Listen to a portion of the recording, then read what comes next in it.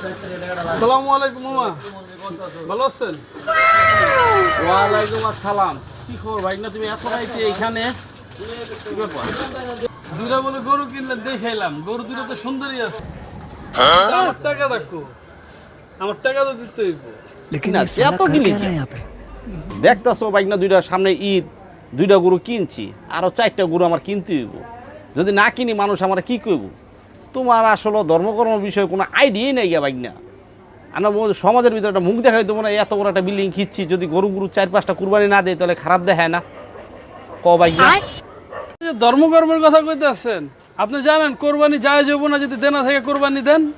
আপনি আমার 10 লাখ টাকা দেনা, আপনি বলেন যে আমার টাকা দিবেন কি? আপনি আমার ধর্মকর্মের কথা কইতেছেন। আগে আমার টাকা পয়সা দিয়ে এলাম, তারপর ইমাম সাহেবের কাছে জিজ্ঞাসা যে দেনা থেকে কোরবানি দেওয়া যাবো কিনা।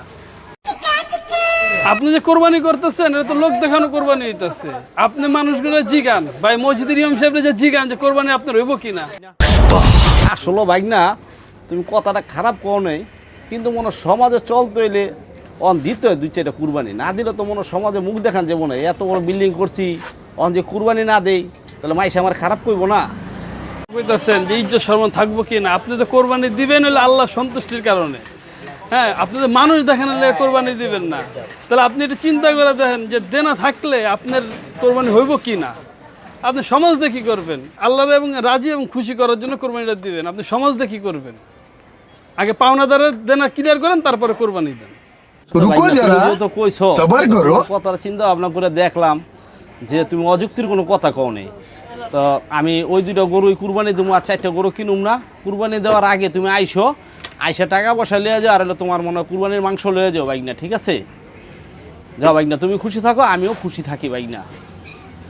আপনি তো আপনার ভুল বুঝতে পারছেন, আর আমি আসলে উত্তেজিত কথাবার্তা কইছি আপনার লাগে, আমারও মাপটাপ করে দেন। আপনি তো বুঝতেই পারছেন, আর একটু পাওনাদারও আমার চাপ দিতে আছে, লেবার মিস্ত্রিরা এখানে কত টাকা পয়সা দিতে হইব। ঠিক আছে ইনশাল্লাহ, তাহলে ঈদের দিন সকালবেলা আয় পড়ুন, আমার পাওনা আমার বুঝাই দেন, যা সহযোগিতা করার লাগে সহযোগিতা করুন। তাহলে মামা আসি। হ্যাঁ, আসসালামু আলাইকুম।